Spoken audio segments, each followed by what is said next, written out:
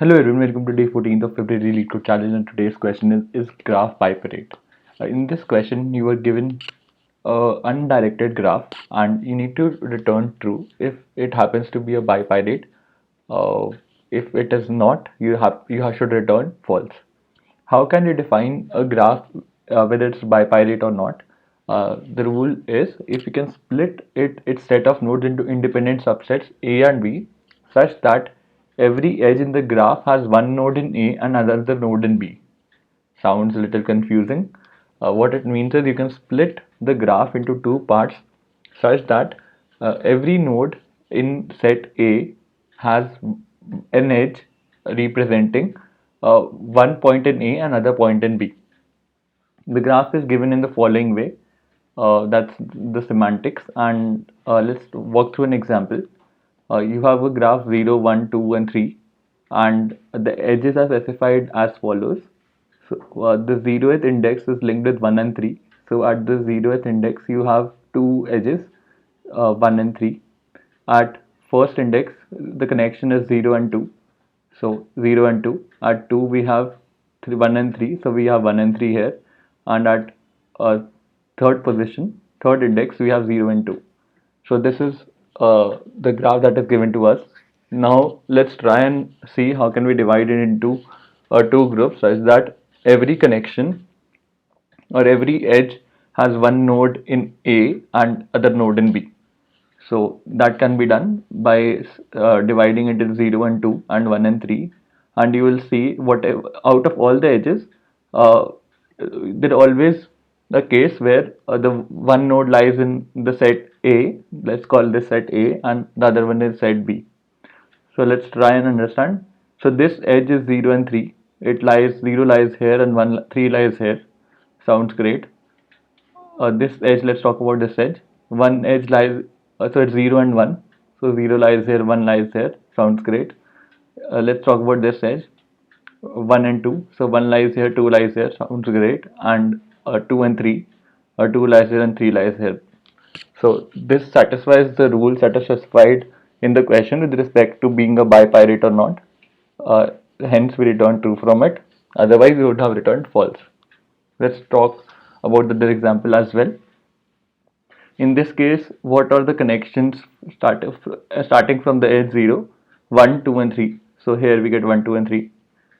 From this edge it's 0 and 2. So we get 0 and 2. From 2 we have 3, 0 and 1. 0, 1, 3, sorted order. And from 3 we have 0 and 2. Again, something like this. So if you will try and devise the algorithm, there could be no case where you can segregate the elements into two subsets such that for every edge that is there in the graph, one node lies in A and another node lies in B. Let's try and do that for a second. So if 0, 1 and 3, so definitely 1 and 3 should be in a different group as 0 is. So we have 0 here, 1, 3 here, and similarly 2 as well. So it's 0, 1, 2 and 3. So one group is part of 0 and the other group has 1, 2 and 3. However, 2 and 3 can't be in the same group. Similarly, 1 and 2 can't be in the same group. Therefore, it's not a bipyrate. Let's look at the algorithm that I have devised for this. So I've taken a similar example to what was specified in the question, and let me just take an arrow pointer. Let me just take a red color, or not red, let's take something else.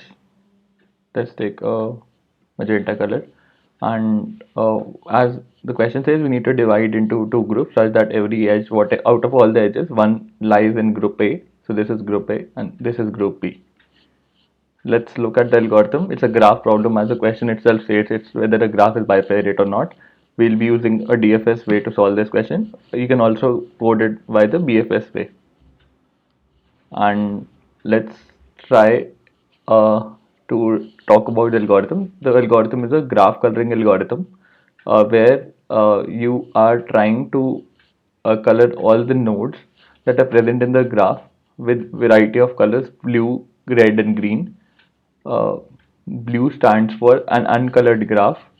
It is represented by an nm value -1.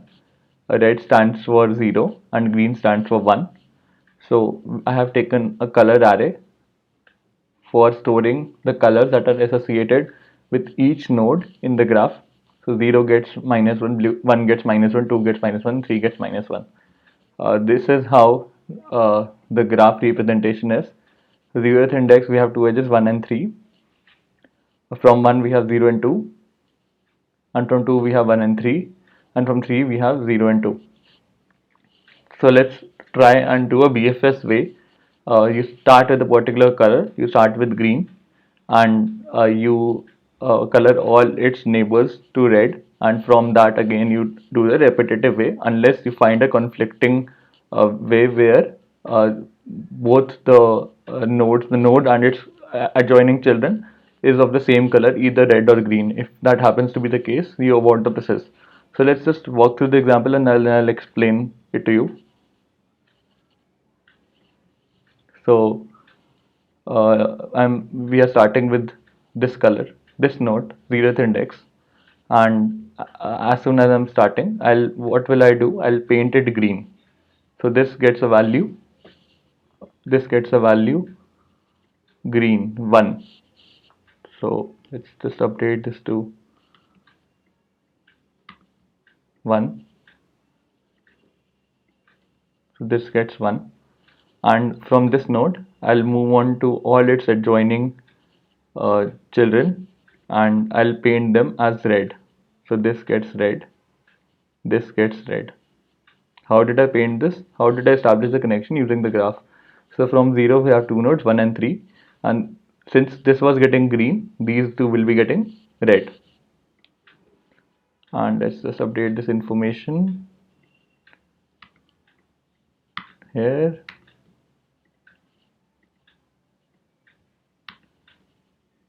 What's happening?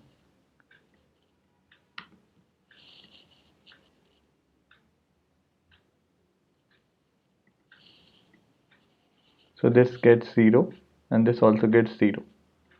And let's start with the next iteration, next element in the graph. Since both the elements are visited, we have 1. From 1, we'll uh,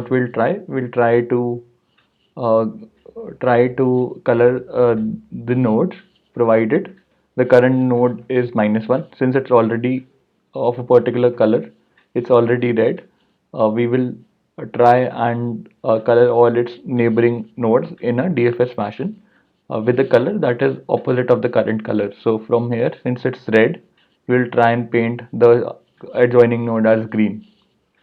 So how many nodes are there? 0 and 2.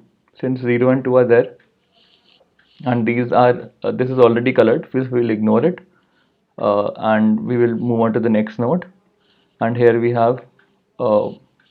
we have 2, so we will paint 2 as red, as green.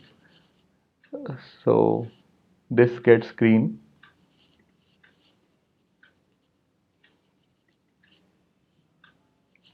so this gets green, so actually this gets 1, and now this gets 1, and this previously got 0. So we are done with this part as well. We move on to the third node. From 2 we have two edges 1 and 3. So from 1 and 3, these are already painted, we'll ignore that. From 3 we have two nodes 0 and 2. These are already painted, we'll ignore that. Since there was no cycle or there was no edge where this conversion was not possible, we'll return true. This is a happy case we are talking about. Let's try and devise the algorithm again for a case where it will return false. So we are at the starting node, this node, and we will paint this as green. So this gets 1 here.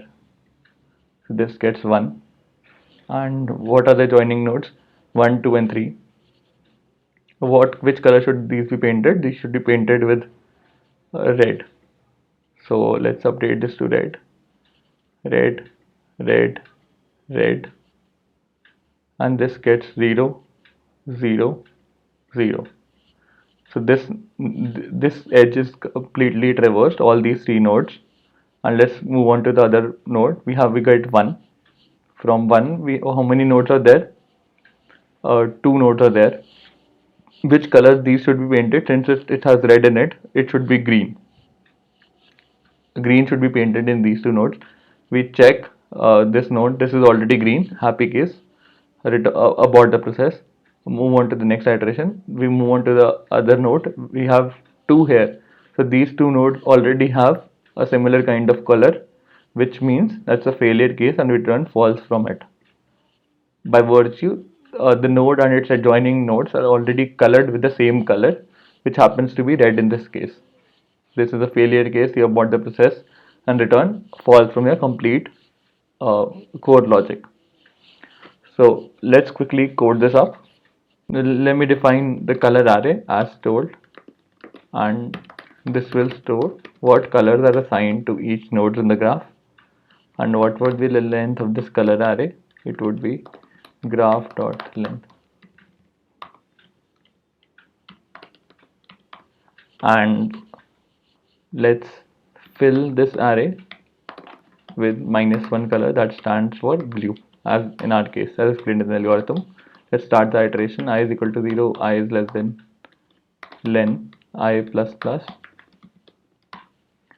and if the color of I happens to be -1, that means it is uncolored. I'll color this node with 1, that means green, and I'll start the DFS reversal. And from which node I'll start? I'll start from I. I'll pass in the graph and I'll pass in color. Also, this DFS reversal will return a boolean variable. That means all its children node are, whether there is a cycle kind of a thing in the children node or not. If that happens, that means it's not a bipyrate and it will return false from it. Otherwise, will return true.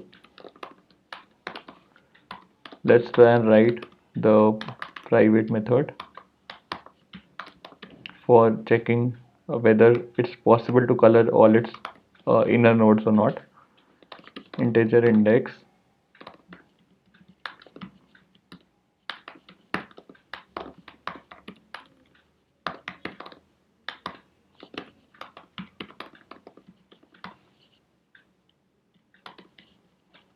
and let's store what is the current color of the node is color dot index, and let's iterate over all its children node. Connection index graph dot okay, of that graph of at that particular index, and if color of connection node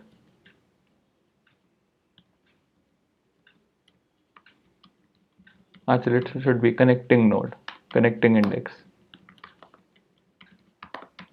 equals to the current color for any case. If that happens, we'll return false. Otherwise, if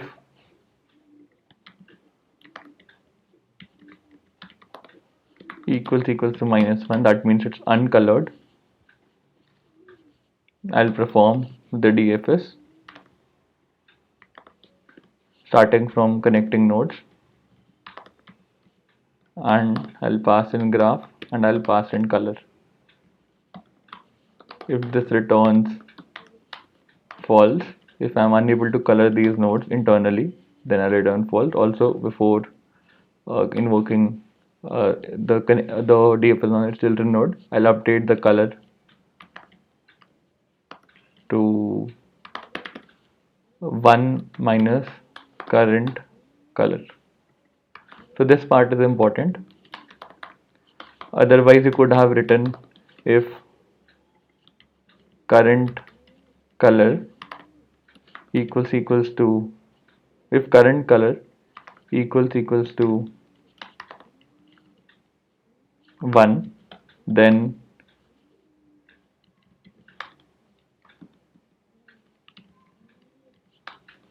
If current color equals to 1, then connecting color would become 0. That means if it's green, that then it would become, the connecting color should be 0.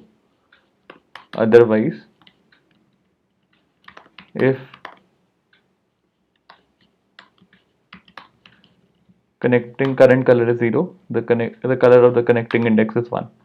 So instead of writing these 4 statements, I have reduced it to a single statement, 1 minus current color. I can just trim this up and for now, and I'll return true for a happy case.